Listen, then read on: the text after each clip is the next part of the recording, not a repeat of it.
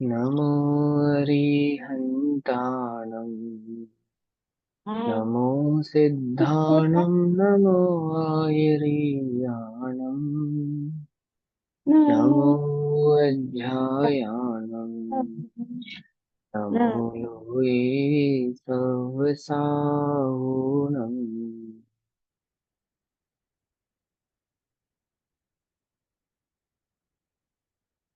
ओंकारं बिन्दुसंयुक्तं नित्यं ध्यायन्ति योगिनः कामदं मोक्षदं चैव ओंकाराय नमो नमः।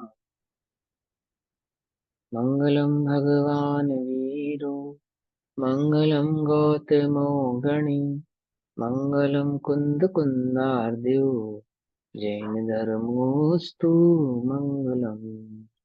सर्वमङ्गलमाङ्गल्यं सर्वकल्याणकारकं प्रधानां सर्वधर्माणां जैनं जयतु शासनम्।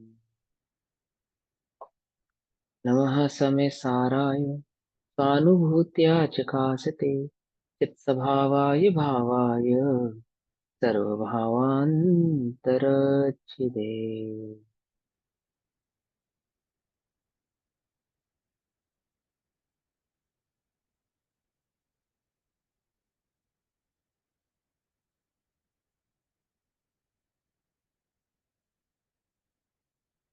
हमारी दोपहरकालीन कक्षा का विषय चल रहा है श्री समय सारजी ग्रंथ।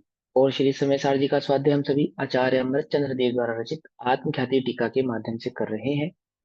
आत्मख्याति टीका में निर्जराधिकार गाथा नंबर 224, 225, 226 और 227 का भाव चलेगा। क्या कहते हैं आचार्य देव कि ज्ञानी को कर्म का उदय ही निर्जरा है। क्या ज्ञानी का जो कर्म का उदय है वही उसकी निर्जरा है। ये क्या मतलब? मतलब यह है कि जो कर्म के फल की प्राप्ति की इच्छा नहीं रखता है, जो परद्रव्य को अज्ञानता के साथ नहीं जानता है, वह बंध को भी प्राप्त नहीं होता है। और जो बंध को प्राप्त नहीं होता है, ऐसे ज्ञानी जीव का जो कर्म का उदय है वह निर्जरा ही है। तब क्या है? हमने तो सुना था तब से निर्जरा होती है। तब क्या है कि स्वरूप की दृष्टि, स्वरूप का अनुभव, स्वरूप की स्थिरता ही तप है, वास्तविक तप है। ठीक। अपने चैतन्य, निज चैतन्य भाव आत्मा को जानना, देखना, रमना, उसमें जमे रमे रहना ही ज्ञानी का तप है। और जो भी कर्म का उदय है वह सब उसकी निर्जरा है, क्योंकि कर्म का उदय बलात् पूर्वक तो जीव को फल से जोड़ता नहीं है। ये कलश नंबर 152 में बताया। और जो परद्रव्य को अपना नहीं जानते तो वे उपभोग को भी नहीं चाहते हैं, उसके फल को भी नहीं चाहते हैं। जो उदय है उसमें वे कैसे हैं? ज्ञाता रहते। देखो, कर्म के उदय में ज्ञाता रहना, कर्म के उदय का ज्ञाता रहना, इसका वास्तविक मतलब क्या है? कि कर्म के उदय को जानना, ये मतलब है इसका। ये मतलब नहीं है। देखो, कर्म के उदय को जानना ये तो औपचारिक कथन है। वास्तव में तो स्वरूप को ही जानते हैं और कर्म के उदय को नहीं जानते। पर कर्म के उदय को जानना ये उनका उद्देश्य नहीं है, ये ज्ञानी का उद्देश्य नहीं है, ज्ञानी का लक्ष्य नहीं है। ज्ञानी का उद्देश्य, ज्ञानी का लक्ष्य तो एकमात्र ज्ञायक स्वभाव की दृष्टि, एकमात्र उसका अनुभव करना है। ज्ञानी ज्ञान स्वभाव को भोगता है, इसलिए बंधु को प्राप्त नहीं होता। अज्ञानी अपने अज्ञान स्वभाव को भोगता है, स्वभाव को कहे अज्ञानी अज्ञान भाव को भोगता है, इसीलिए वह बंधु को प्राप्त हो। कोई परद्रव्य को भोगता नहीं है, कर्म के उदय को भी नहीं भोगता, कर्म के उदय को भी नहीं भोगता। कर्म के उदय में जो अज्ञान भाव है ना, ज्ञान भाव, मेरा है, सुख बुद्धि दुख बुद्धि, वह उसके बंध का कारण है। और ज्ञानी एक निज चैतन्य ज्ञान भाव को भोगते हैं, उसका आनंद लेते हैं, उसमें जमे रमे रहते हैं। तो ऐसा ज्ञानी कर्म के उदय को प्राप्त होता हुआ भी कदाचित दिखाई देवे तो भी बंध को प्राप्त होता नहीं। ठीक है ना? पर को जो जानते ये हैं, उदय ज्ञाता को दृष्टा जानते हैं। कहते हैं, जो ये हाँ, ज्ञाता दृष्टा कहते हैं, इसमें ज्ञाता दृष्टा में भी यही रहता है ना। और अपने को हाँ, जानते ज्ञाता हुए जो दृष्टि, चीज जानने हाँ, में है, हाँ, तो ज्ञाता दृष्टा का मात्र ऐसा मतलब ही नहीं यही है है। कि पर द्रव्य जानने में आ रहे हैं और मैं उसे हाँ, मतलब जान रहा हूँ, ऐसा नहीं है। ऐसा मतलब नहीं अपने कि को हाँ कि कर्म का उदय आ रहा है और मैं उसे जान रहा हूँ। इसको जानना नहीं कहते, ये तो लक्ष्य पूर्वक जानना हुआ। ये तो लक्ष्य पूर्वक जान, और जो लक्ष्य पूर्वक जाना जाता है वो बंध का ही कारण होता है। समझ नहीं बात? ज्ञानी का लक्ष्य है कि कर्म के उदय को जानते हैं, कर्म के उदय को जानते हैं, इसका मतलब ही यही है कि ज्ञायक स्वभाव की दृष्टि है, ज्ञायक स्वभाव की रुचि है, ज्ञायक स्वभाव का अनुभव है, एकमात्र वही उनके लिए उपादेय है, अन्य कुछ भी उनके लिए उपादेय नहीं है। ऐसे अनुपादेय या हे बुद्धिपूर्वक जानते हैं। ठीक है ना, हे बुद्धिपूर्वक जानते हैं, लिखा था ना पीछे, हे बुद्धिपूर्वक जानते हैं, है ना। हे माने मेरा नहीं है, मेरा नहीं अर्थात लक्ष्य नहीं, ममत्व नहीं, अलक्ष्य पूर्वक उसको जानते हैं। अब भाव कहते हैं कैसे, कहते हैं अब इस अर्थ को दृष्टांत पूर्वक समझाते हैं कि फल से नहीं जुड़ता हुआ फल को प्राप्त नहीं होता, कर्म के उदय के फल से नहीं जुड़ता हुआ उस कर्मोदय के फल को प्राप्त नहीं होता है, अर्थात नवीन बंध के कारण को प्राप्त नहीं होता। कैसे? तो वह गाथा नंबर 24, 25, 224, 225, 226 और 227, पेज नंबर 347, 347 नंबर पेज। पूरी सो जह को हम वित्ति निमित्तम तु सेव दे रायम, तो सो विदेदिराया विविहे भोगे सुहुपाए, एमेव जीव पुरिसो कम रयम सेव दे सुह निमित्तम, तो सो विदेदिकम्मो विविहे भोगे सुहुपाए, जह पुन सो नित्य पुरुषो वित्ति निमित्तम न सेवदे रायम, तो सो न देदिराया विविहे भोगे सुहुपाए, ऐमेव सम्मदिट्ठी विषयत्थम सेवदेन कमयरयम्, तो सो न देदिकम्मो विविहे भोगे सुहुपाए। देखो बहुत सुंदर है, एक दृष्टांत दिया, फिर दृष्टांत दिया, मैंने एक उदाहरण दिया और फिर सिद्धांत समझाया। क्या कहते हैं? पुरुषो, पुरुषो, पुरुष, पुरुष, पुरुष, यह जैसे, ओ जैसे, कोई, वी भी, इयम यह, वित्त निमित्तम, वित्त के निमित्त, वित्तीय निमित्तम, वित्त के निमित्त अर्थात धन के निमित्त, धन के निमित्त, तू सेवदे रायम, करता है सेवा राजा की, जैसे कोई पुरुष धन के धन निमित्त के से लिए, हाँ धन के लिए राजा की सेवा करता है ना। म्यूट कर लो, म्यूट है ना, और सॉरी बाकी सब सॉरी लोग डिस्टर्ब होते हैं, हाँ। सॉरी, बड़ा तो मिस्टेक। जैसे, हाँ कोई बात नहीं, जैसे पुरुष, जैसे कोई पुरुष धन के लिए राजा की सेवा करता है, पहली लाइन।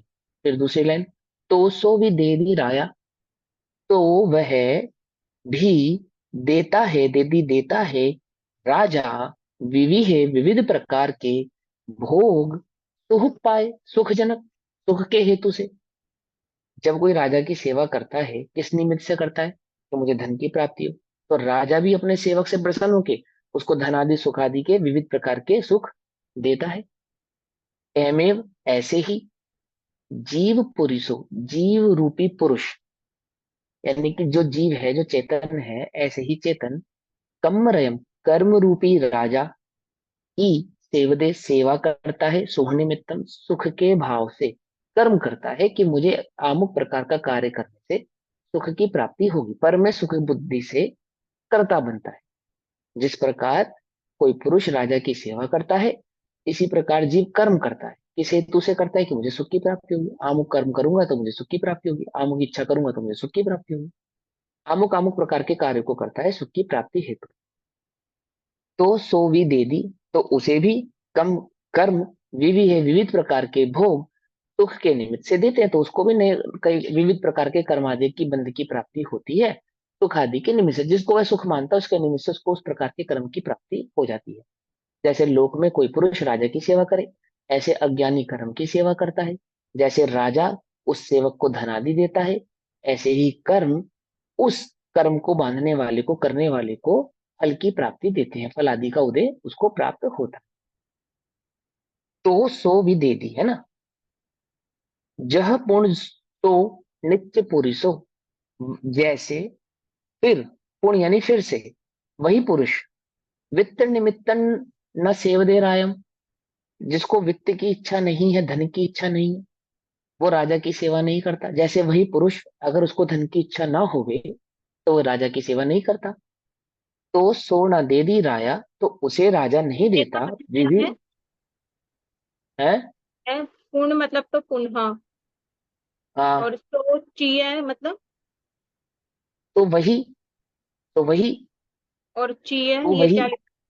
ये पुरुष, उसी पुरुष को जो ऊपर समझाया गया ना, ये पुरुषो, ये पुरुषो निमित्त पुरुष, उसी पुरुष को जैसे पुण्य से चेय पुरुषो वित्त निमित्तम न सेवदे रायन, जैसे वही पुरुष फिर राजा की सेवा नहीं करता, क्योंकि उसको वित्त का निमित्त यानी कि वित्त की आवश्यकता नहीं है। जैसे धन की लक्ष्य नहीं है, धन की रुचि नहीं है, वह राजा की सेवा नहीं करता। तो स्वर्णा दे दी तो उसको नहीं देता राजा, विविध प्रकार के भोग सुख हेतु सुख पाया, तो वह राजा भी उसको धनादि या सुखादि के हेतु से कुछ देता नहीं है। राजा किसको देता है? जो राजा की सेवा करता है, राजा उसको देता है। ऐसी क्या कहा? एमेव सम्मदिट्ठी, इसी प्रकार सम्यक दृष्टि। एमेव सम्मदिट्ठी, इसी प्रकार सम्यक दृष्टि। विषयत्थम, विषय के निमित्त, विषयों के लिए, विषयत्थम विषयों के लिए सेव दे, सेवा ण नहीं, कमरायम कर्मराज की सेवा नहीं करता। जो सम्यक दृष्टि है उसे विषयों की रुचि नहीं है, इसलिए वह कर्मादि को प्राप्त नहीं होता, कर्म की सेवा नहीं करता। तो जो वह कर्म नहीं करता, तो सोना दे दी तो उसको नहीं देते। कर्म, कमो कर्म, विविहे भोगे स्वपाय, सुख के हेतु से विविध प्रकार के कर्म उसको नहीं देते, सुख के उदय उसको नहीं देते। अब यहाँ पे सुख की अपेक्षा से समझाया, वास्तव में सुख माने उदय, उदय नहीं देते, कर्म का उदय उसे नहीं आता, क्योंकि वह कर्मादि को प्राप्त नहीं होता, कर्मादि को नहीं करता। क्यों? क्योंकि उसे विषय आदि की रुचि नहीं है। कर्म कौन करता है?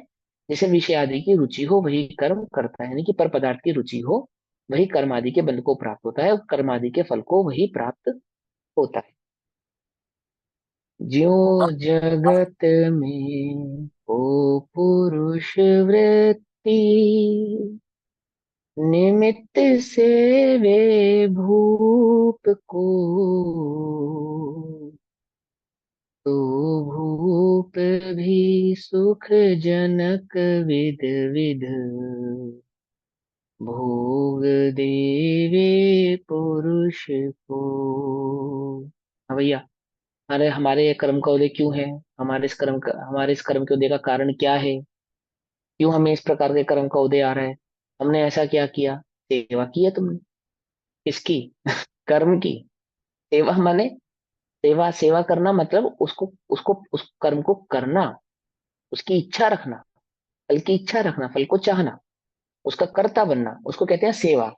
ज्यो जगत में को पुरुष वृत्ति, निमित्त से वे भूप को, तो भूप भी सुख जनक विध विध भोग देवे पुरुष को। क्यों जीव पुरुष भी कर्म रज का, सुख अर्थ सेवन करे, प्राप्त करे, कर्म को प्राप्त करे। क्यों कर्म भी सुख जनक विध विध भोग देवे जीव को। अरु सो ही नर जब वृत्ति हेतु, भूप को सेवे नहीं,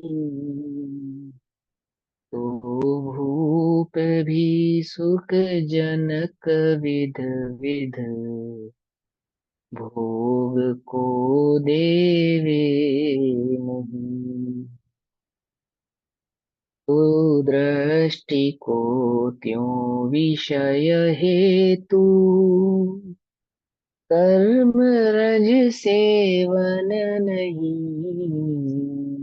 क्या कह रहे हैं? सम्यक दृष्टि को विषय के हेतु, कर्म किस लिए नहीं करता? विषय के हेतु नहीं करता, पांच इंद्रिय के विषय के हेतु से नहीं करता। कर्म को प्राप्त होता हुआ दिखाई देने पर भी जिसे विषय की रुचि नहीं है, विषय सेवन की रुचि नहीं है, आई बात समझ में? मिथ्या दृष्टि को छल ग्रहण करता है। तो सदृष्टि को त्यों विषय हेतु कर्म रज सेवन नहीं, तो कर्म भी सुख जनक विध विध भोग को देता नहीं। समझे ये बात? फिर कर्म भी उसे बंधु को प्राप्त कर्म रज होता मतलब नहीं है। कर्म, कर्म की, म्यूट अनम्यूट तो करो आप। कर्म रज का एग्जैक्ट हाँ, मीनिंग क्या हुआ? कर्म रज का मतलब फल की इच्छा रखना। कर्मरज का मतलब होता है आठ कर्म, आठ कर्मों की सेवा करना। कर्मरज की सेवा करना यानी कर्ता बनना। कर्मरज यानी कि जो कर्म का आवरण हुआ ना, कर्म का आश्रय हुआ, कर्म आश्रम की सेवा करना मतलब कि पर पदार्थ का कर्ता बनना। भाई आपको कर्मों की रज यानी कि कर्म का आश्रव, है ना, कर्म कर्म के परमाणु बांधेंगे, जीव को बांधते हैं, ऐसा कहते हैं ना सिद्धांत में। तो किसे बांधते हैं? तो दृष्टि को बांधते हैं, मिथ्या दृष्टि को बांधते हैं। क्यों मिथ्या दृष्टि को बांधते हैं? क्यों बांधते हैं? क्योंकि वह पर का कर्ता बनता है, यानी सेवा करता है। सेवा करता है, वास्तव में पर की सेवा नहीं कर रहा, वो तो कर्म की सेवा कर रहा है, तभी तो उसे कर्म का उदय और कर्म का बंध प्राप्त हो रहा है। समझे ना? जिस सेवा करता है, पर पदार्थ में सुख बुद्धि रखता है, तो कर्म रज को प्राप्त होता है, यानी कि कर्म के बंध को प्राप्त। और कर्म के उदय को प्राप्त होता है, दैट मीन्स कर्म रज के ही उदय को प्राप्त होता है। और कर्म के उदय में ही सुख दुख मान के फिर नवीन कर्म आदि को प्राप्त होता है। समझी बात? तो जो नहीं करते, यानी कि जो विषयों की इच्छा नहीं रखते, विषय है उनमें संतुष्ट नहीं है, विषय नहीं है उनमें दुखी नहीं है। संतुष्टि किस में है? एकमात्र ज्ञायक भाव में, जिनको संतुष्टि है, जिनको विषय वासना आदि की रुचि नहीं। समझ नहीं बात? वे उन्हें छोड़ना चाहते हैं, निरंतर ही छोड़ना चाहते हैं। 83 लाख पूर्व तक राज्य पाठ में राज्य रूप में विराजमान आदिनाथ भगवान फ्रॉम द फर्स्ट डे उस राज्य पाठ को छोड़ना चाहते हैं। बोलो यकीन है तुम्हें इस बात पे? 6 खंड की विभूति को जीतने के लिए निकला भरत, उस 6 खंड की विभूति को जीतने से ही पहले छोड़ना चाहता है, ग्रहण नहीं करना चाहता कि नहीं, यह कैसे ऐसे कैसे छोड़ना चाहता है। हमें तो यकीन नहीं है, वो तो जीत रहा है, युद्ध कर रहा है उसके लिए। भैया से भी लड़ रहा है अपने कि छोड़ना चाहता है, रुचि नहीं है। ऐसा ही है, ऐसा ही है। वो तीव्र कर्म का उदय है, तो वो कैसे यकीन करेगा, कैसे मानेगा, है ना? लेकिन वो तीव्रता की अपेक्षा है। ठीक है ना? तो क्या कहते हैं कि छोड़ना ही चाहता है, वास्तविक बात तो यही है।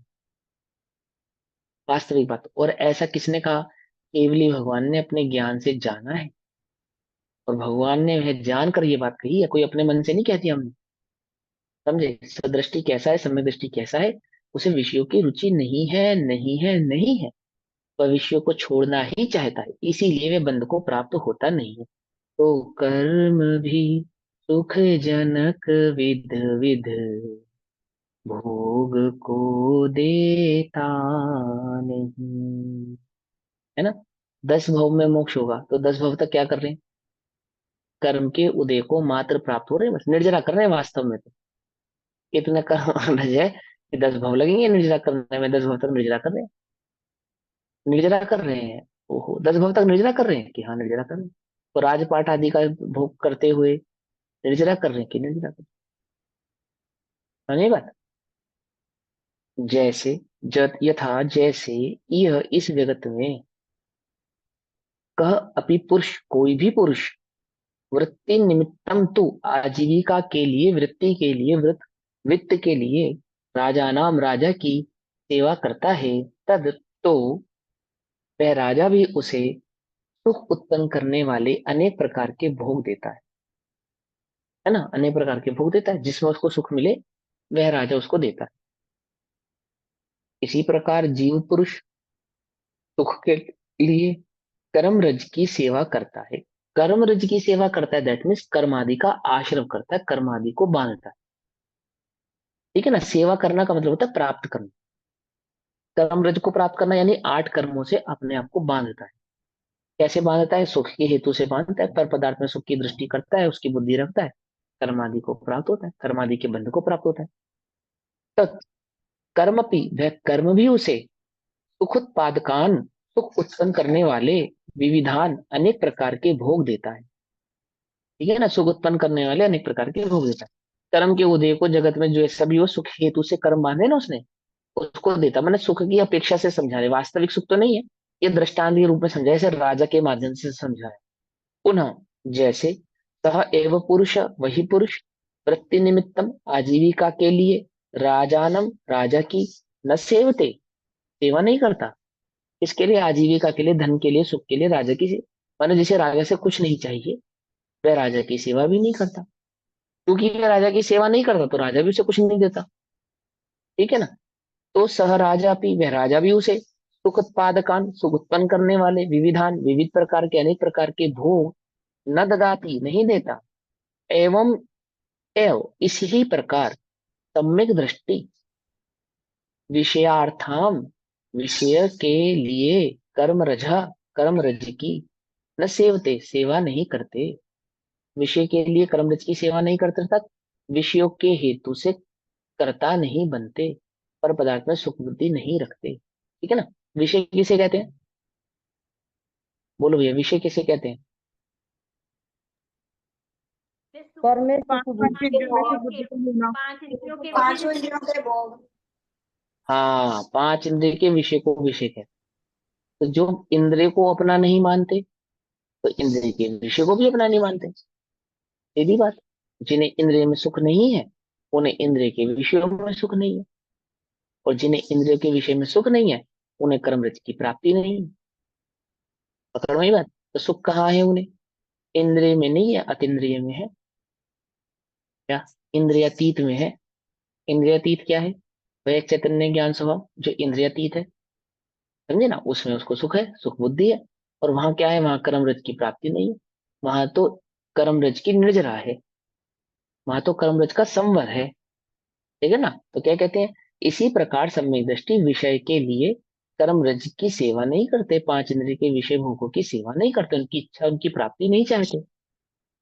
इसलिए वह कर्म भी उसे सुख उत्पादकान, सुख उत्पन्न करने वाले, विविधान, अनेक प्रकार के भोगान, भोग, न ददाती, नहीं देता। कर्म उसे अनेक प्रकार के फल नहीं देता, विविध प्रकार के फल नहीं देता। और जो विविध प्रकार के फलादि की प्राप्ति होती देखी जा रही है, वह वास्तव में निर्जरा है। नवीन कर्मादि के बंध की प्राप्ति नहीं होने से नवीन कर्मों का उदय भी उसे प्राप्त होने वाला नहीं है। किसे? जिसे विषयों की इच्छा नहीं है, उसे, उसे भैया जो ये मैं। फर्स्ट वाला दृष्टांत बता रखा है, इसमें आपने बताया सुख के लिए कर्म को बांधते हैं, है ना। हम्म, ये भी सुख के लिए कर्म को बांधते हैं। तो यहाँ पे कर्म को बांधते हैं का अर्थ ये है कि पूजा स्वाध्याय आदि करके सुख की वांछा रखना, क्योंकि सुख नहीं, की मात्र प्राप्ति तो पूजा स्वाध्याय की वो नहीं है, सिर्फ पूजा फिर क्या वांछित लेंगे यहाँ पे? खाली उतनी सी है। जब पांच इंद्रिय के विषय हैं, विषय की सुख बुद्धि से, जिसको इंद्रिय में सुख बुद्धि है, बस सीधी बात। तो इंद्रिय को कैसे सुख की प्राप्ति हो? इंद्रिय को सुख कैसे हो?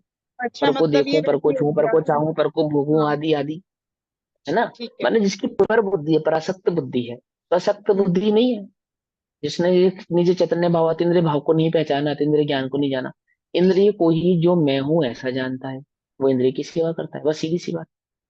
क्योंकि वो इंद्रिय की सेवा करता है, दैट मीन्स वो विषय चाहता है। विषय चाहता है इसलिए कर्मरज को प्राप्त होता है, कर्मरज को प्राप्त होता है इसलिए उदय को भी प्राप्त होता है।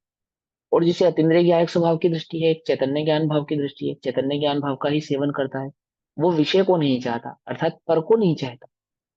इंद्रिय को नहीं चाहता, दैट मीन्स पर को नहीं चाहता। ठीक है ना। ये तो उदाहरण के माध्यम से समझा रहे हैं ना, कर्मरज को प्राप्त नहीं होता। पीछे सब कुछ क्लियर कर तो चुका है आपको, उसको बार बार थोड़ी रिपीट करेंगे। यहाँ तो उदाहरण के माध्यम से समझाया बस कि वो विषयों को नहीं चाहता। यदि हमने ऐसा भी कहा है कि सम्यक दृष्टि कदाचित विषयों में प्रवृत्त होता हुआ दिखाई देता है, ये कहा है ना, तो तुम छल ग्रहण मत करना। तो यहाँ इस बात को क्लियर कर रहे हैं कि विषय चाहता नहीं है, विषय की इच्छा नहीं है, विषय की सुख बुद्धि नहीं है, उसे तो इच्छा या सुख या रुचि एकमात्र ज्ञायक की है। तुम ऐसा समझो कि इस ज्ञानी के भी होती है, ऐसा नहीं है, नहीं होती, नहीं होती। जिसको चैतन्य भाव की रुचि है, दृष्टि है, उसे विषय की इच्छा या रुचि नहीं होती। तो क्या होता है कि कर्म का उदय मात्र होता है, बस। वो समझ में नहीं आता, कठिन जान पड़ती है। कठिन जान पड़ती है किसको? अज्ञानी को। अज्ञानी को, जिसको चैतन्य की रुचि नहीं है, उसको अनुभव तो है ही नहीं, लेकिन जिसको चैतन्य की रुचि भी नहीं है, उसको तो बहुत कठिन जान पड़ती है, उसको समझ में नहीं आती है बात। क्योंकि उसे रुचि किसकी है? उसे रुचि पर की है, इंद्रियों की है, विषय की है, देह की है, उसकी रुचि है। उसको लगता है ऐसे कैसे, अज्ञानी के भी तो है, मेरे है तो क्या हो। ज्ञानी के नहीं है, ये कह रहे हैं। किसने कहा ज्ञानी के है? दिखती है नहीं।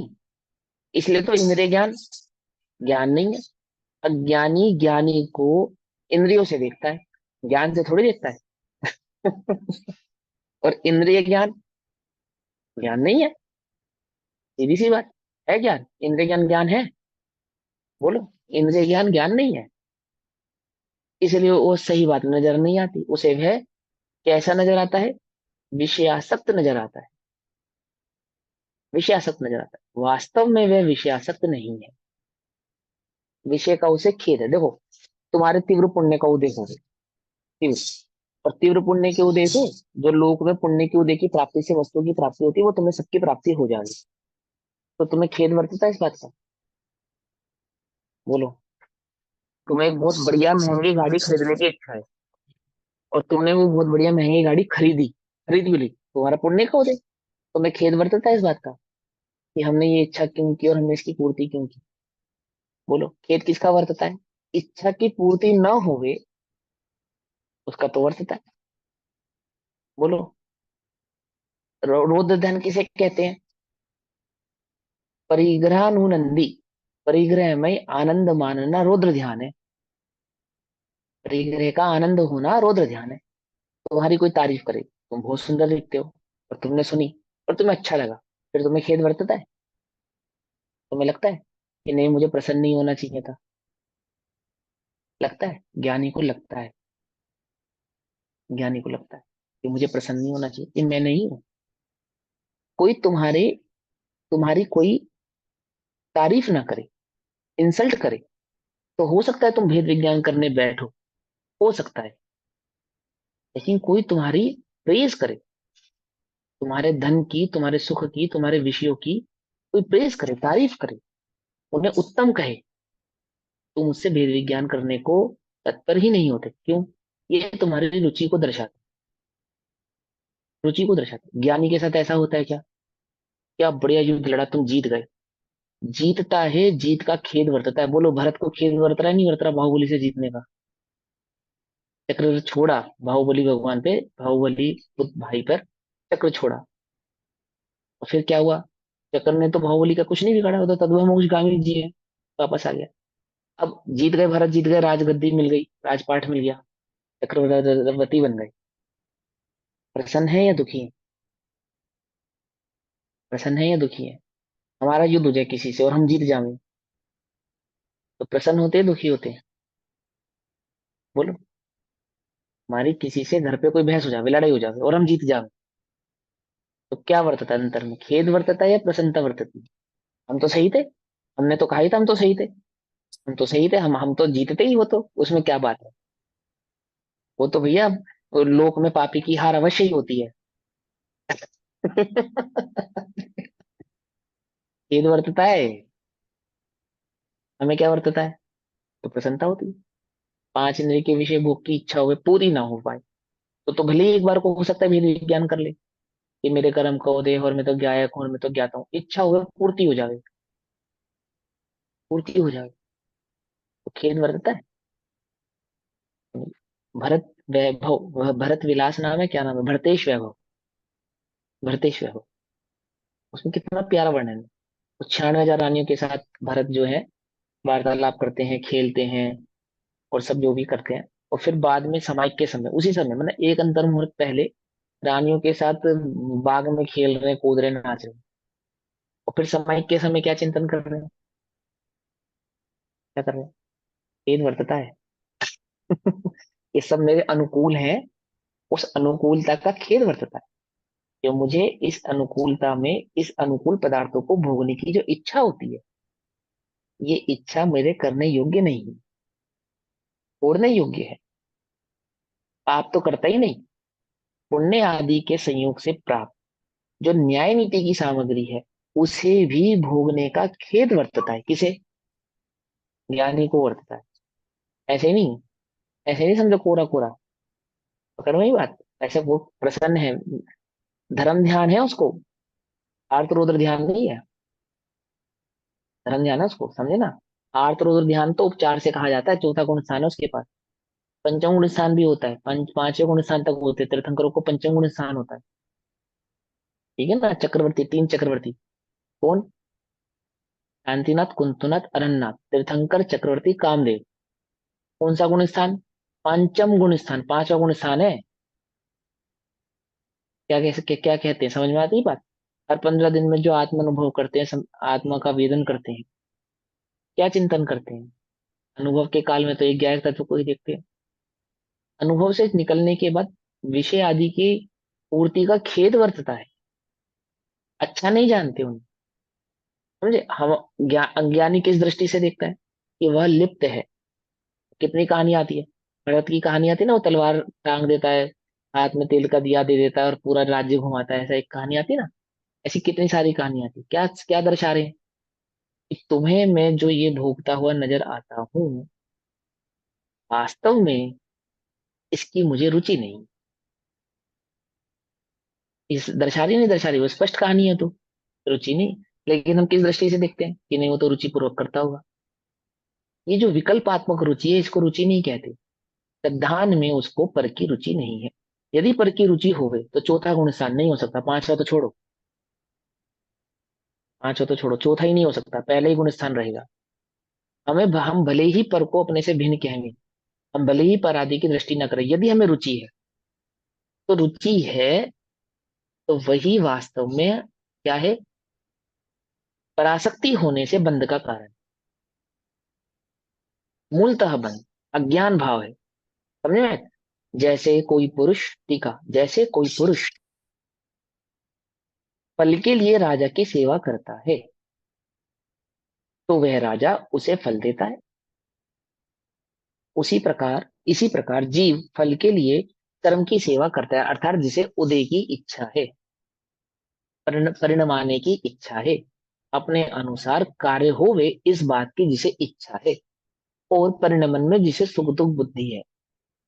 जो प्राप्त पर्याय है ना, प्राप्त परिणमन है, उस परिणमन में जिसको सुख दुख बुद्धि है, तो क्या कहते हैं? जिसे फल की इच्छा है, यानी फल के लिए कर्म की सेवा करता है, वह उस कर्म उसे फल देता है, तो वह कर्म उसे फल देता है। और जैसे वही पुरुष फल के लिए राजा की सेवा नहीं करता, तो वह राजा उसे फल नहीं देता। उसी प्रकार सम्यक दृष्टि फल के लिए कर्म की सेवा नहीं करते, कर्म नहीं करते। जिन्हें उदय की इच्छा नहीं है, उदय की प्राप्ति की इच्छा नहीं है, पर को परिणमाने की इच्छा नहीं है, पर की दृष्टि नहीं है, वो कर्म नहीं करते। कर्म नहीं करते तो कर्म उन्हें फल नहीं देते, अर्थात उन्हें कर्म आदि बंध की प्राप्ति नहीं होती, और बंध नहीं होने से उदय आदि की भी प्राप्ति नहीं होती है। इसलिए वह कर्म उसे फल नहीं देता है, यही तात्पर्य है। भावार्थ, यहाँ एक आशय तो इस प्रकार है, अज्ञानी विषय सुख के लिए अर्थात रंजित परिणामों के लिए उदयगत कर्म की सेवा करता है, यानी कि प्राप्त पर्याय में तन्मय होता है। बस इतना। क्या कहते हैं? अज्ञानी विषय सुख के लिए अर्थात रंजित परिणाम के लिए उदयगत कर्म की सेवा करता है। उदयगत कर्म की सेवा करता है अर्थात जिस पर्याय में प्राप्त है उसमें क्या है? तन्मय रहता है, सुख दुख पूर्वी बुद्धि पूर्वक उसको भोगता है, मेरा है ममकार के साथ। सेवा करना मतलब ग्रहण करना, सेवना, उसको ग्रहण करता है। क्या ग्रहण करता है? उसमें एकत्व ममत्व करता है, तो और भोक्तृत्व बुद्धि को ग्रहण करता है। ठीक। इसलिए वह कर्म उसे वर्तमान में रंजित परिणाम देता है, अर्थात इसलिए वह वर्तमान में कर्मादि बंध की प्राप्ति होती है।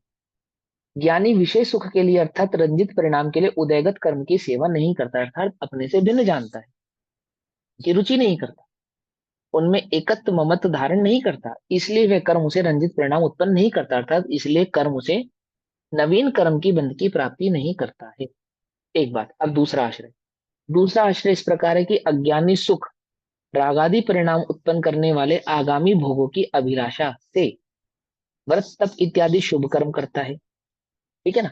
मात्र इतना नहीं है, वो अज्ञानी व्रत तप त्याग की छोड़ो, शुभ फल कमाऊं सुख होगा, ये बात तो है ही।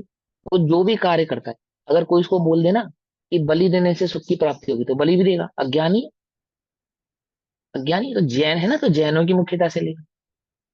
लेकिन लोक में अज्ञानियों के कितने कितने प्रकार है। बोलो, सुख के हेतु से क्या नहीं करना कर सकता। सुख के हेतु से वो गोबर की भी पूजा कर सकता है, सुख के हेतु से वो बलि भी दे सकता है, सुख के हेतु से वो गौमूत्र भी पी सकता है। गौमूत्र पीने वाले कहाँ जाते हैं? स्वर्ग जाते हैं। ठीक है ना। एक अकेले की उसकी बात नहीं है, कुछ भी कर सकता है, कुछ भी कर सकता है। तो तुम तो जैनी हो गए ना, इसलिए तुम्हें अजीब लगता है। तुम कब सब कुछ कर कर आ चुके हो, सब काम कर कर आ चुके हो। मनुष्य गति की अपेक्षा से बात लेगी, 4 गति 84 लाख योनियों में सुख के हेतु से जीव क्या करता है? कुछ भी कर सकता है। एक स्वरूप की दृष्टि छोड़ो और बाकी सब कुछ कर सकता है। ठीक है ना? जिसकी तुम्हें कल्पना नहीं है वह भी कर सकता है। ठीक, तो क्या करते हैं? उत्पन्न करने वाले आगामी भोगों की अभिलाषा से, अपेक्षा समझा रहे, अभिलाषा से व्रत तप इत्यादि शुभ कर्म करता है। इसलिए वह कर्म उसे रागादि परिणाम उत्पन्न कराने वाले आगामी भोगों को देता है। बाल तपादि करने से स्वर्ग आदि की प्राप्ति हो जाती है। ज्ञानी के संबंध में इससे विपरीत समझना चाहिए। इस प्रकार अज्ञानी फल की वांछा से कर्म करता है। देखो, मैंने पहले भी समझाया था, व्रत तप त्याग उपवास, व्रत किसका नाम है? जिनको समझाया वो भी शांत रहेंगे, बाकी लोग बताएंगे ना। व्रत, व्रत किसको कहते हैं? व्रत किसको कहते हैं? व्रत किसको कहते हैं? बोलो, पिताजी बोलो। व्रत किसका नाम है? व्रत तप त्याग उपवास इसका नाम है, इसका नाम है। तपस्या किसका नाम है? घी कषाय, घी विषयों कषाय से भाव, विरक्ति। परम घी तप। कषाय, हाँ, विषयों से कषाय विरक्ति। के अभाव, कषाय के अभाव का नाम, समझे? कषाय के अभाव को व्रत कहते हैं, समझे ना। व्रत माने उपवास को व्रत नहीं कहते। अब अज्ञानी और ज्ञानी में बस इतना अंतर है। अज्ञानी को लगता है व्रत तप त्याग उपवास तपस्या है। अब ये व्रत तप त्याग उपवास ज्ञानी के भी होते हैं, अज्ञानी के होते हैं, ज्ञानी के भी होते हैं। अज्ञानी व्रत तप त्याग उपवास को कर्म निर्जरा का कारण मानते हैं। ज्ञानी को ये बात पता है कि व्रत तप त्याग उपवास से निर्जरा होती ही नहीं। इससे होती है, कषाय के अभाव से होती है। 2 कषाय चौकड़ी के अभाव का नाम अणुव्रत, 3 कषाय चौकड़ी के अभाव का नाम महाव्रत। बोलो भैया, मुनिव्रत किसका नाम? नगनता का नाम, उपचार से। 28 मूल गुण उपचार से, पंच महाव्रत उपचार से, 22 परिषद उपचार से। वास्तव में, वास्तव में स्वरूप की निम्नता और निमित्त 3 कषाय चौकड़ी का अभाव। क्या कहा? समझेगा नहीं समझे? 3 कषाय चौकड़ी का भाव भी निमित्त है, उपादान कारण नहीं है। कषाय का अभाव भी निमित्त है। वास्तविक क्या है? स्वरूप गुप्त, स्वरूप की स्थिरता। कितनी स्थिरता? कि वो थर्मोमीटर में बताया कि इतना स्थिर हो गया, 3 कषाय चौकड़ी का अभाव हो गया है, इतना स्वरूप में स्थिर हो गए। समझी बात? बुखार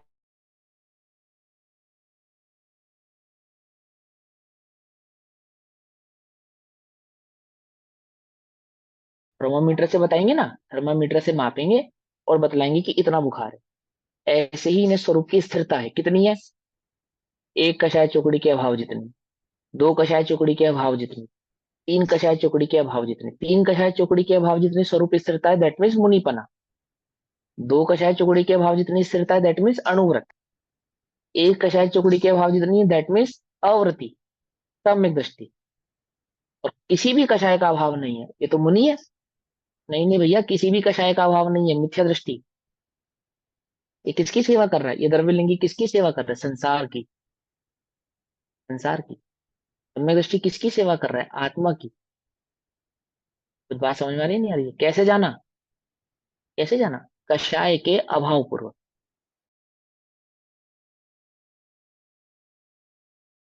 चौकड़ी आदि की परख नहीं है, पहचान नहीं है, तो उन्हें बाहरी व्रत तप त्याग उपवास आदि के माध्यम से ये मुनिपना, ये अणुव्रत है, ये श्रावक पना, ऐसे समझाते हैं। वास्तव में अपनी ओर देखो, पर की ओर नहीं, अपनी ओर देखो। मैं श्रावक हूं, कब हूं? 1 कषाय चौकड़ी का मिनिमम अभाव हुए तो श्रावक हूं।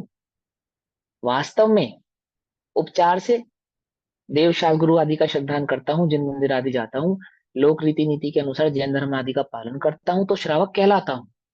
श्रावक कहलाना और श्रावक होना दो अलग अलग बातें हैं।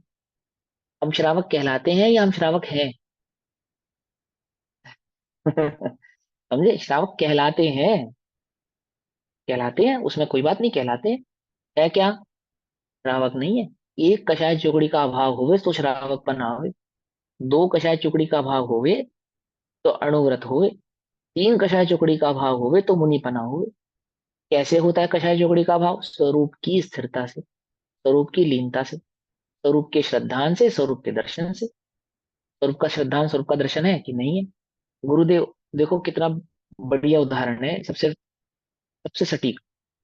जन्मजात ब्रह्मचारी गुरुदेव, रात्रि भोजन आदि नहीं करते, पानी छान कर पीते हैं, है ना। और गुरुदेव के संयम की तो क्या बात है, पंखा आदि कुछ नहीं चलाते। एक ही बस एक धोती और एक ऊपर दुपट्टा जैसा उनका पूरा जीवन गुरुदेव का निकला। कोई कुर्ता नहीं पहना, सिलावा कपड़ा नहीं पहना। मर्यादित जीवन, मर्यादित भोजन, मर्यादित आचरण, देखकर चलना, एरिया समिति पूर्वक चलना, जीव हिंसा का पूरा विवेक रखना, है ना। पसीना आदि आवे सो लकड़ी से पेज पलटते थे, है ना। उनके जीवन की तो बहुत सारी बातें। और क्या कहते थे कि मैं अव्रती श्रावक हूँ। क्या कहते थे? अव्रती। हमें क्या दिखते थे? उनके व्रत दिखते थे। अणुव्रत तो थे ही ना, अणुव्रत तो थे ही ना।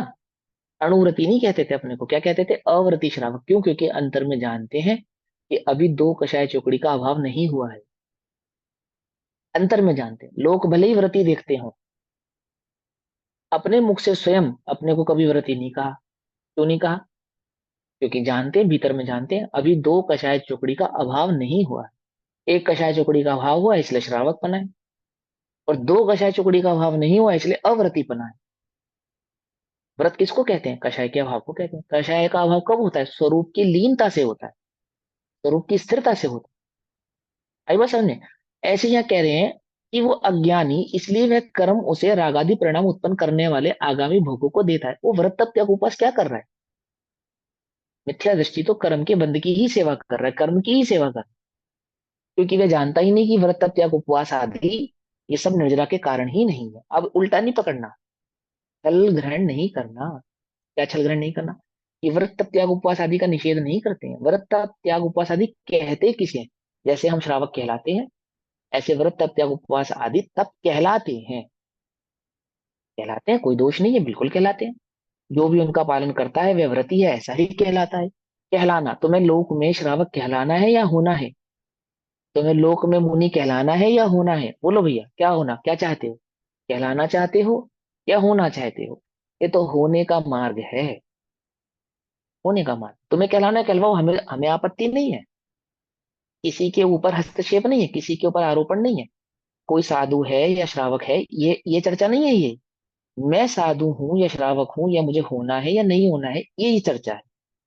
बोलो भैया, श्रावक कहलाना है या श्रावक होना है? यदि श्रावक होना है, यदि मुनि होना है, होना है, तो कषाय का अभाव किए बिना नहीं होते। कब होता है कषाय का अभाव? कि मैं व्रत तप त्याग उपवास आदि करूंगा तो मुझे कषाय का अभाव होगा। छल ग्रहण नहीं करना। व्रत तप त्याग उपवास तो होते ही हैं, परंतु भीतर में कषाय चौकड़ी का अभाव होवे तो श्रावक पना होता है, मुनि पना होता है, अणुव्रती महाव्रती पना होता है। ऐसा ज्ञानी जानते हैं, अज्ञानी नहीं जानते हैं। नहीं जानने के कारण सुख की प्राप्ति हेतु, चाहे वे मोक्ष ही क्यों ना हो, चाहे वे मोक्ष ही क्यों ना हो, द्रव्य लिंगी की जितनी भी तपस्या है वो स्वर्ग के लिए नहीं है। कर्म की निर्जरा करके मोक्ष प्राप्त करने के लिए। यदि वे स्वर्ग की इच्छा करे तो नौवा ग्रह प्राप्त नहीं कर सकता। उसकी इच्छा है मोक्ष जाने की, उसकी पूरी तपस्या है कर्म निर्जरा की। लेकिन अज्ञानता, क्या अज्ञानता? कि कषाय के अभाव को व्रत नहीं जानता। किसको व्रत जानता है? व्रत तप त्याग उपवास आदि शुभ कार्य करता है, इसलिए वह कर्म उसे रागादि परिणाम उत्पन्न कराने वाले आगामी भोग का कर्म देते हैं, आगामी भोगों को देते हैं। ज्ञानी के संबंध में इससे विपरीत समझना चाहिए। इस प्रकार अज्ञानी फल की वांछा से कर्म करता है, इसलिए वह फल को पाता है, और ज्ञानी फल की वांछा बिना ही कर्म करता है, कर्म करता है या कर्म करता हुआ दिखाई देता है, कर्म प्रवृत्त दिखाई देता है, इसलिए वह फल को प्राप्त नहीं करता। अब जिसे फल की वांछा नहीं है वह कर्म क्यों करे? जिसे फल की वांछा ही नहीं है वह कर्म भी क्यों करे? तो वास्तव में तो करता है कहना उपचार है, करता हुआ कदाचित दिखाई देता। हम करते हैं या करते हुए दिखाई देते हैं? नहीं, में विचार करो।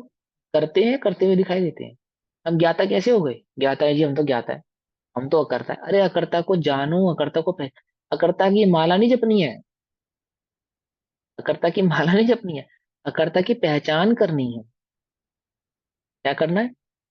अकर्ता की पहचान करनी है। पहचान कैसे होती है? माला जपने से, उपयोगों को एकाग्र करने से। पढ़ा? सम्यक सन्मुख मिथ्या दृष्टि का स्वरूप पढ़ा या नहीं पढ़ा? क्या है उसमें? माला जप रहा है, क्या कर रहा है वो? पूरी एकाग्रता से। कितना देखो उसके जीवन में वैराग्य भी है ना, विषय की रुचि भी नहीं है, और पूरी एकाग्रता से, तन्मयता से एक शुद्ध चैतन्य भाव को जानने की, अनुभव करने की, समझे ना, उसकी क्या है, उसका पूरा पुरुषार्थ है। तब जाके वो सन्मुख कहलाता है। तब जाके सन्मुख भी तब कहलाता है। अभी तुम सन्मुख भी नहीं है। क्या कहा? अभी सन्मुख भी नहीं, ये 1 घंटा स्वाध्याय करने से सन्मुख हो जाओगे? झूठ। अनादि काल का मिथ्या 1 घंटे के देह से जाने वाला नहीं है। ध्यान रखना इस बात को।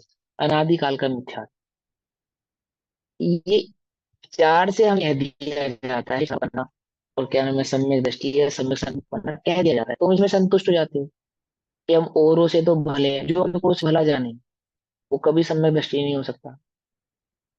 क्या औरों से भले हो या नहीं हो? औरों से भले हो या नहीं हो?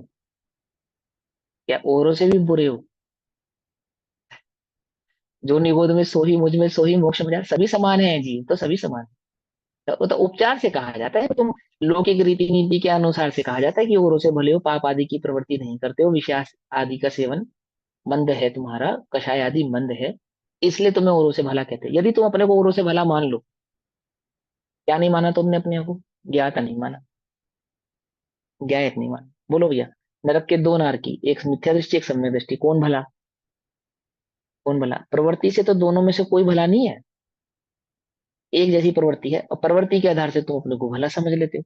ये तो उपचार का कथन, ये तो मोटिवेशन है, तुमको दे दिया जाता है जो भला कह के। वास्तव में भला कौन? जो सभी जीवों में समान भाव रखते हैं, जिनको कषायों का अभाव हुआ है, जिन्हें एक चैतन्य की रुचि प्रकट हुई है या चैतन्य का अनुभव प्रकट हुआ, जिनका लक्ष्य चैतन्य मात्र है, वास्तविक भले तो वे हैं। समझिए बात। तो क्या कहते हैं, इसलिए वह फल को प्राप्त नहीं करता। अब जिस फल की वांछा नहीं है वह कर्म क्यों करे?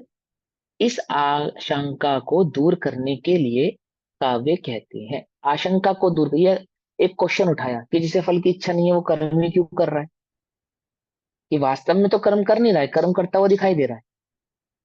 ठीक है ना? तो एक क्वेश्चन उठाया कि जिसे फल की इच्छा भी नहीं है वो कर्म भी क्यों कर रहा है, उसको तो सीधा साधु हो जाना चाहिए, एकदम मूर्तिमत हो जाना चाहिए, करता हो जाना चाहिए, बिल्कुल न्याय भाव में स्थिर हो जाना चाहिए। इच्छा ही नहीं है ना उसे करने की। उसकी आशंका को दूर करने के लिए काव्य कहते हैं।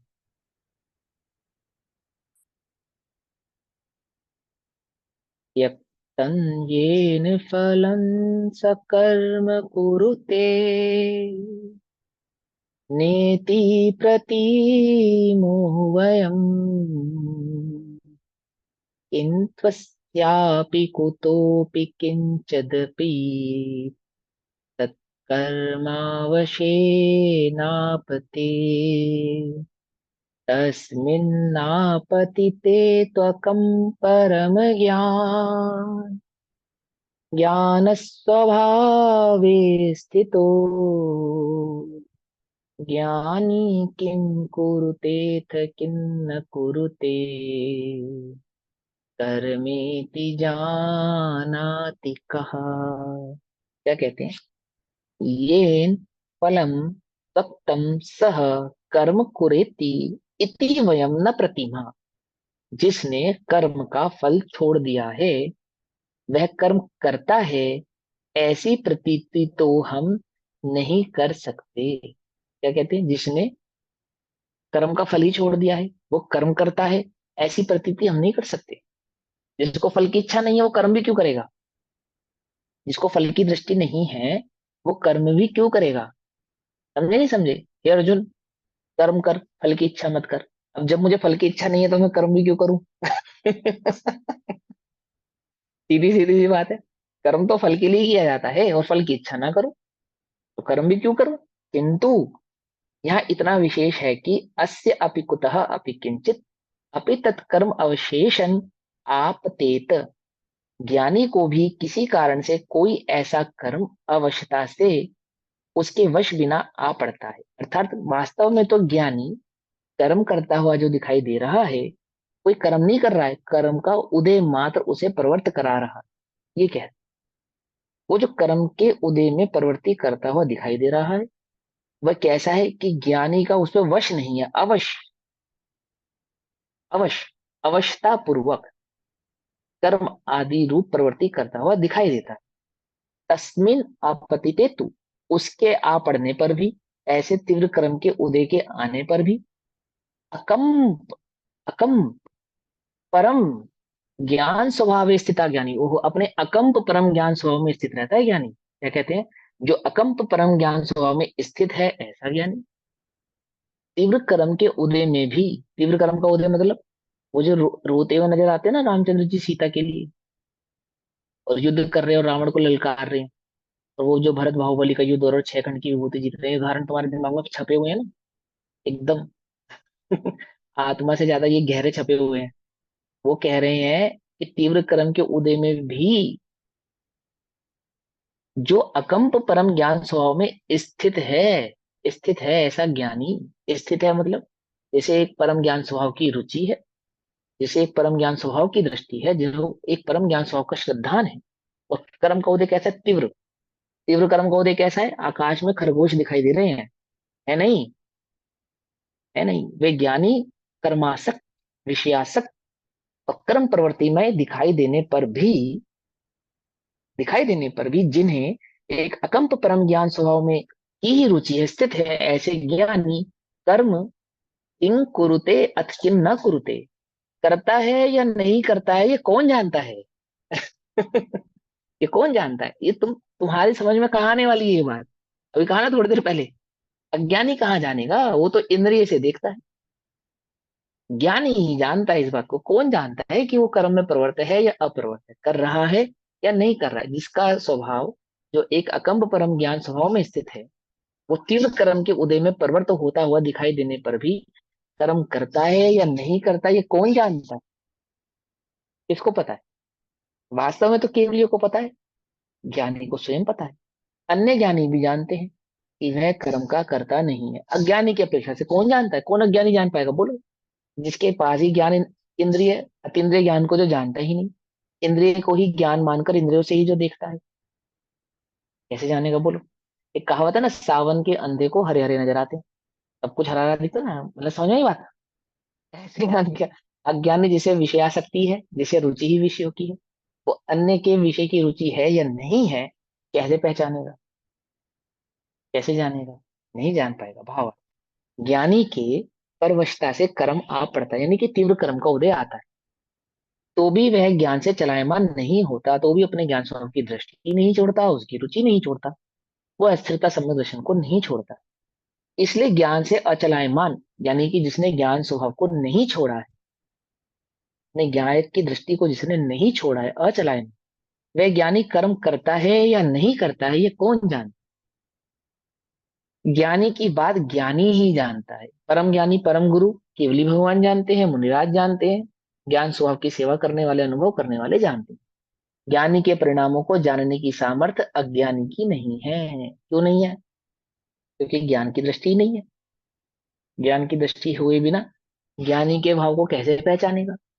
जिस विषयासक्ति में स्वयं रहता है उसी विषयासक्ति से अन्य को भी देखता है। अवरति सम्यक दृष्टि से लेकर ऊपर के सभी ज्ञानी ही समझना चाहिए, यानी चौथे गुण स्थान से लेकर ऊपर के सभी गुण स्थानों में जो जीव हैं वे सभी ज्ञानी हैं, ऐसा समझना चाहिए। उनमें से अवरति सम्यक दृष्टि, देशवरति सम्यक दृष्टि और आहार विहार करने वाले मुनियों की बाह्य क्रियाक्रम होते हैं। सातवें गुण स्थान के बाद स्थिर होते हैं ना, आठवें गुण स्थान में स्थिरता आती है। सातवें गुण स्थान तक तो क्या रहता है, बाह्य विहार क्रिया आदि जो भी कार्य होते हैं गुण स्थान प्रमाण होते हैं। चौथे गुण स्थान में जो होने योग्य है वे होते हैं, पंचम गुण स्थान में जो होने योग्य है वे होते हैं, और छठे गुण स्थान में जो होने योग्य है वे होते हैं, सातवें तक होते हैं। तथापि ज्ञान स्वभाव से अचलित होने के कारण निश्चय से वे, निश्चय से अर्थात वास्तव में, स्वभाव से वे बाह्य क्रियाक्रम के कर्ता नहीं है।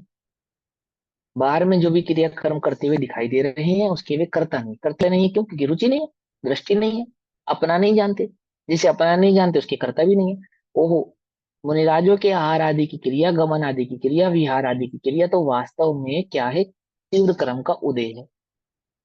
एक ध्यान के अन्य एक ध्यान के से बाहर आते हैं ना, जब स्वभाव की दृष्टि से बाहर आया उपयोग, उसके बाद जितना भी कर रहे हैं सब कर्म का उदय है। क्या कहते हैं, एक ज्ञायक की दृष्टि को के अलावा, एक अनुभव के अलावा जो भी कर रहे हैं, अनुभव कर रहे हैं तब तो कुछ नहीं कर रहे हैं, अनुभव कर रहे हैं, एक अनुभव से भिन्न जितना भी कार्य होता हुआ दिखाई देता है वह वास्तव में तीव्र कर्म का उदय है और कुछ नहीं। वे उसके कर्ता नहीं है।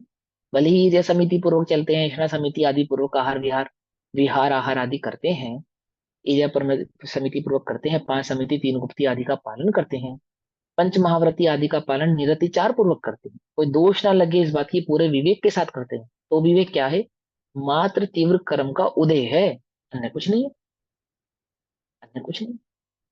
अचलित होने के कारण निश्चय से वह बाह्य क्रिया कर्म के कर्ता नहीं है, ज्ञान के ही कर्ता है।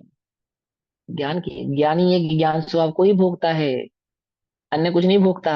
और अज्ञानी, अज्ञानी पर का कर्ता कहा जाता है, वास्तव में अपने अज्ञान का करता है, अज्ञान को ही भोगता है। समझिए बात, अंतरंग भैया मिथ्यात्व के अभाव से। हाँ, भैया 28 मूल गुण आदि के पालन को तीव्र कर्म का उदय क्यों बोल रहे हो? तीव्र कर्म का उदय है ना, क्योंकि बाह्य क्रिया है ना, बाह्य क्रिया सब तीव्र कर्म, कर्म का उदय और कुछ नहीं है। 28 मूल गुण आदि का पालन क्या है, कर्म का उदय। कर्म का अब वो उदय है तीव्र पर वो वो कुछ पाप, तीव्र में दे रहे हैं। तीव्र वो पाप और पुण्य की अपेक्षा से मैं समझो, तीव्र किसकी अपेक्षा से कहते हैं समझो, स्वरूप में गुप्त नहीं है ना, तो चाहते तो स्वरूप में गुप्त होना है, हो नहीं पा रहे हैं, तो तीव्र कर्म के उदय के कारण नहीं हो पा रहे हैं, बस ये है बात। तीव्रता क्या है, जो स्वरूप में स्थिरता प्रकट ना होने दे, वह तीव्रता ही, संजुलन उसको कषाय तीव्रता का जानो। तीव्र उदय। हाँ, संजलन कषाय का तीव्र उदय है वो, समझे ना। क्या है तीव्रता, क्या है कर्म के उदय की तीव्रता, क्या है, जो स्थिरता को प्रकट न होने दे उसे कषाय कहते हैं, जो स्थिरता प्रकट नहीं होने देती, अस्थिर परिणाम होता है कषाय।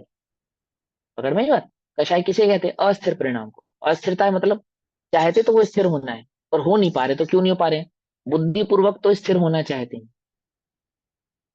और स्थिर नहीं हो पा रहे, तो तीव्र कर्म का उदय कहेंगे ना उसको, ऐसे कहेंगे तीव्र। ठीक, ये भी तो पॉइंट है ना इसमें, ये वाला पॉइंट भी तो है। जैसे संजुलन कषाय का तीव्र उदय है, उसके बाद सातवें गुण स्थान में मंदतर मंदतम ऐसे भेद हो जाते हैं ना संजुलन कषाय के। हाँ होते हैं ना, तीव्र हाँ उदय, होते हैं ना। फिर आठवें गुण तो स्थान में सातवें मंद तक, उदय, सातवें तक तीव्र माना मंदतर उसको, मंदतम। आठवें में मंद, फिर मंदतर होता चलेगा ऊपर ऊपर, कि हाँ, स्वरूप की है वो स्थिरता बढ़ती संजुलन जाएगी, कषाय कषाय का की उदय, मंदता होती चली जाएगी, है वो स्वरूप संजुलन की कषाय स्थिरता का बढ़ती उदय। चलेगी। हाँ है वो संतुलन कषाय। छठे गुण स्थान से लेकर, छठे गुण स्थान में तीव्र उदय, तीव्रतम उदय, संजरण का छठा गुण स्थान तीव्रतम उदय है। सातवां गुण स्थान तीव्र उदय है। आठवां गुण स्थान मंद उदय है, और फिर वो मंद तक होते चले जाएंगे उसके ऊपर के गुण स्थान। कब तक मंद रहेगा, जब तक केवल ज्ञान प्रकट नहीं होता, उससे पहले तक के सभी परिणाम कषाय के ही उदय जानना, बस तीव्रता और मंदता का भेद होता नहीं, उपशम है, गुण समझे। स्थान में कौन सी वो मंदता होएगी? 10वें गुण स्थान तक होती है ना संजुलन कषाय की मंद, संजुलन कषाय का मंद। वहां पे भी मंदता है, वहां पे भी जब तक केवल ज्ञान प्रकट नहीं होगा तब तक संजलन कषाय का सद्भाव है या नहीं है। 11वें गुण स्थान में भी संजुलन कषाय का सद्भाव तभी मानेंगे तो सब। गिरेंगे, अगर मानेंगे, कषाय है ही होगी वो तो, तभी तो गिरेंगे। तभी रहेंगे वो उस गुण स्थान में। वो तो क्योंकि खत्म होगा नियम से, इसलिए नहीं है, क्योंकि नियम हो गया ना तो बार बार प्रकट ही करेंगे ही करेंगे, इस अपेक्षा से कह दिया। वास्तव में तो जब तक प्रकट नहीं हुआ, प्रकट नहीं होने का क्या कारण मानेंगे बोलो, संजुलन कुछ कषाय तो होना चाहिए ना, कषाय, कषाय का सद्भाव मानेंगे तभी तो प्रकट नहीं होगा।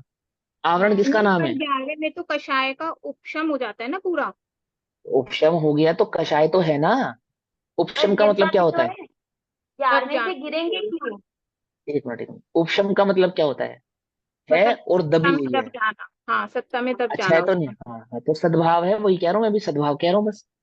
सद्भाव का मतलब होना। आवरण किसका नाम है? आवरण किसका नाम है?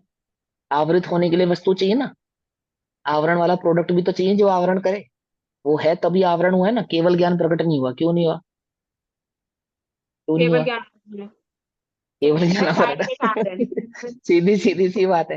हाँ ठीक है, केवल ज्ञानावरण कोई बात नहीं, कोई दोष नहीं है।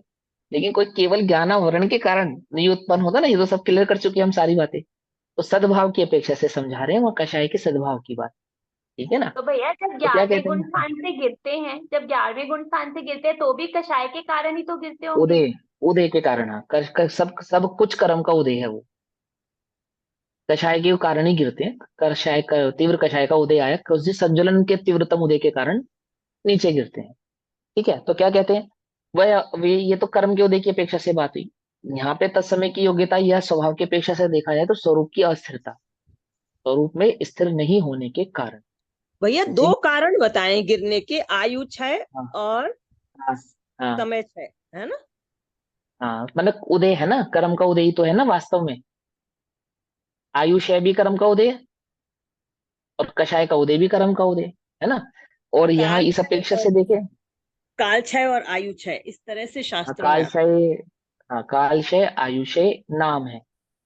नाम है किसके नाम है? उन कर्म के उदयों के नाम है। का आयुषय नामक यानी आयुष नामक कर्म का उदय जब कंप्लीट हो गया, क्षय हो गया उसका वो आयुष, तो आयु क्षय हो गया तो उसका मतलब थोड़ी ना केवल ज्ञान प्रकट होगा, नवीन आयु का बंध है ना वहां पे। नवीन आयु का उदय आएगा ना वहां पे, नवीन आयु का आश्रय और बंध संवर सब कुछ रह गया ना वहां पे। है। हाँ नवीन जी। गतियों में जाएंगे ना वहां पे। तो निरुदय तो नहीं रह गया ना, निरुदय तो नहीं कहोगे ना उसको उदय ही नहीं है, ऐसा तो नहीं कहेंगे ना। हाँ उसका नाम है कि 11वें गुण स्थान में ऐसा क्या हुआ, वहां तो पुरुषार्थ भी इतना तीव्र था और स्वरूप की स्थिरता भी इतनी जबरदस्त थी, और ऐसे कैसे हो गया? वहां पे तो कोई कषाय भी नहीं मानेंगे, कोई विकल्प भी नहीं था, निर्विकल्प गुण स्थान था।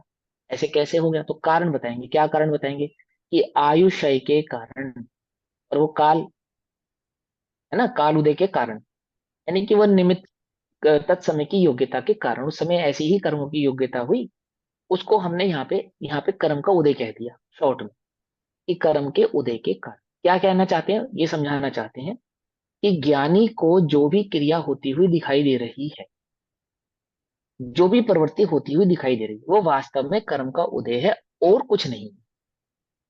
ये कहना चाहते हैं आप, क्योंकि वह अपने अकंप स्वभाव में, अकंप परम ज्ञान स्वभाव में स्थित है। ऐसा ज्ञानी कर्म को करता है या नहीं करता, ये कौन जानता है? ये कौन जानता है? कर्म को करता है, हम तो ऐसा मानते नहीं। और कोई कहता है तो कौन जानता है? ज्ञानी ही जानता है, अन्य कोई जानता नहीं है। अभी समय हुआ, इसको यहीं पे विराम देते हैं, बाकी चर्चा हम कल करेंगे। तब तक के लिए सभी को जय जिनेन्द्र, ये ओम पूरा नमः रीड कर सिद्ध। लिया आपने? भला बुरा नहीं मानते पूरा हैं। रीड नहीं हुआ, अंतरंग से वो आगे रीड नहीं हुआ, समय ज्यादा हो गया। ठीक है ना? ओम नमः सिद्ध। निज निधि निज में बताई, यह अनंत उपकार है, उसके लिए जिनवाणी माँ को वंदना। शत नमो हरिहंतम सिद्ध।